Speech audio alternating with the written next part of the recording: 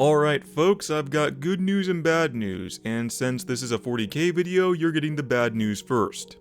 In the universe of Warhammer, there are decent arguments that can be made that any given faction will come out on top in the end. Not actually, it's an eternal war, it's making buku bucks for Games Workshop, and we are still very much in a 40k renaissance. It's not coming to an end anytime soon. Still, anyone can make a worthwhile argument that a certain species will win, except for the Tau and the Eldar. Humans are a hugely diverse empire with a tool for pretty much every job. Tyranids have immense numbers. Orcs are having fun, so never work a day in their life. And Necrons have been doing this longer than everyone else put together. But out of all of them, the one faction that is truly and completely impossible to beat is Chaos. Let me explain my thinking. To begin, let me discuss the big four, and only four. You got Khorne, probably the most powerful of the four, though not to an overwhelming extent, just that he loves bloodshed, and in the grim darkness of the far future, it's a great time to be the god of war. Probably the second strongest is Nurgle, because everything dies, and you better believe that puts a smile on Papa N's face. Then there's Tzeentch, who will screw over anyone and everyone so long as it means being unpredictable. And Slaanesh, who does things that make MasterCard and Visa upset.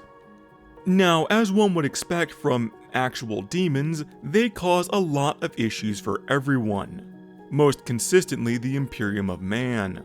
So humanity does everything in its power to fend them off. Not just physically with massive cannons, though that does help, but there's also an element of psychological warfare there as well. Since all emotions, not just the ones of Chaos cultists, feed into the power of these immaterial entities. The best example of this would be the Adeptus Astartes, the loyalist ones. All of them, by their genetic enhancements, abstain from worldly pleasures, starving Slaanesh. Many chapters like the Imperial Fists and the Dark Angels engage in warfare openly and directly, which is the kind of predictability that makes Tzeentch burst into tears. Their jacked up immune systems ward off all but the most extremely potent diseases, and as proven by the oldest living Astartes celebrating his 1000th birthday, they last a long time, driving Nurgle mad. And when chapters like the Salamanders show compassion, or chapters like the Raven Guard use sneak tactics, that's the kind of stuff that makes Khorne all the weaker. But the thing is, there's no way to fight all of them. And in fact, by fighting any one of them, the other three become that much stronger. When the Salamanders shoulder the pain to protect civilians, they take power from Khorne, but give it to Slaanesh. Even if it's not sexual, they're still showing affection to others besides themselves. And if they enjoy sacrificing themselves, then that pleasure with pain just amps up Slaanesh even more. When a cunning Space Marine captain is able to avoid certain death with a cunning maneuver, that makes Nurgle pissed, but impresses Tzeentch. Even the most brain-dead servitor in the Mechanicus gives power to Chaos, because it's a little stagnant cyborg that doesn't do anything unless it's told. It's still alive, technically, but completely lethargic and passive, which Nurgle loves. There is fundamentally no way for humanity to defeat the Chaos Gods. Not in our minds anyway.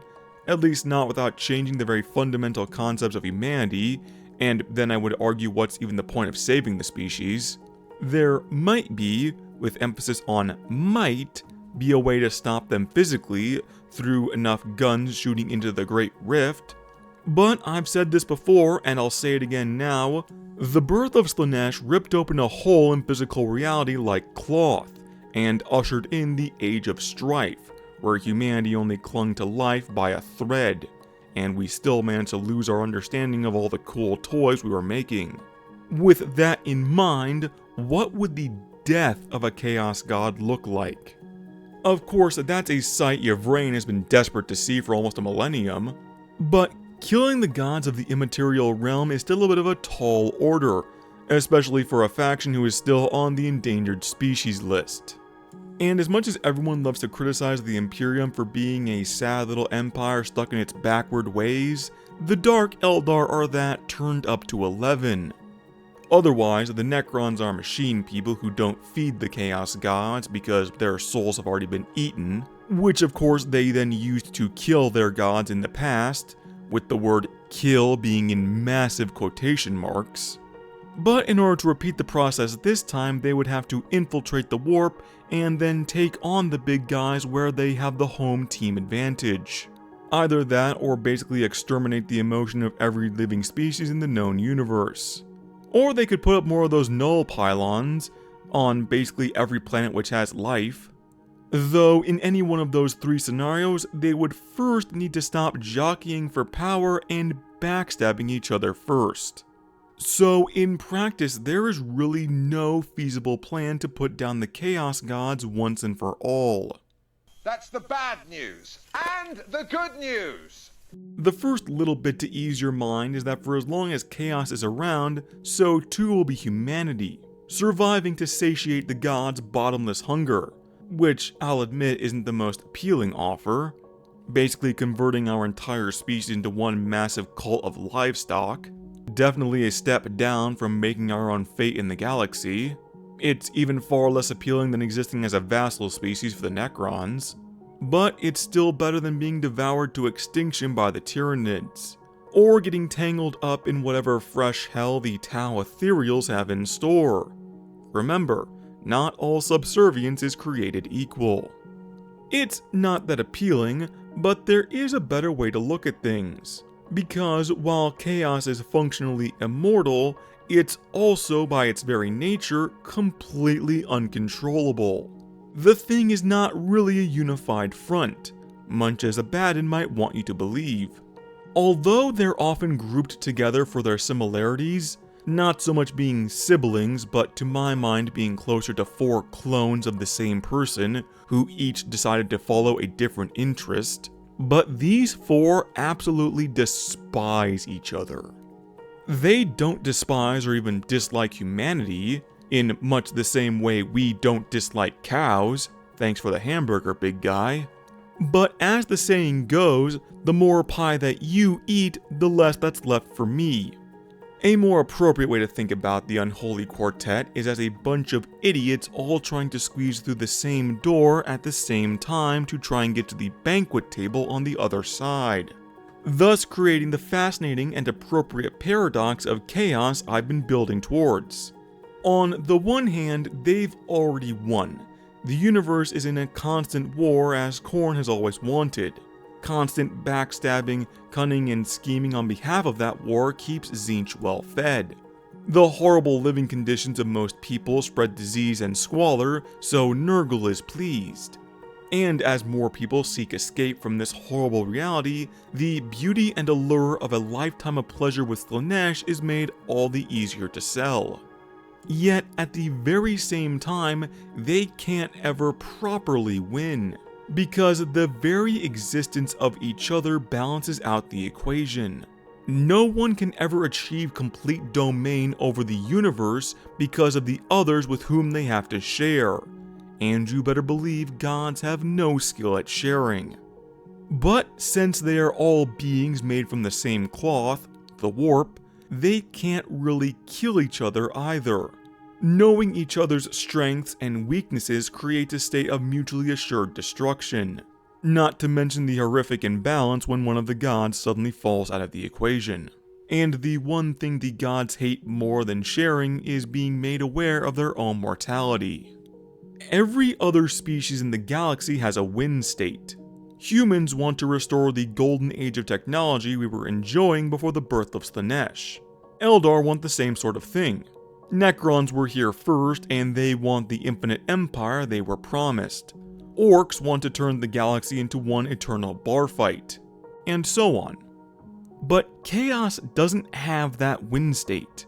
At best, they will always be trapped in this limbo of total dominion over the universe, but never in the way they want it.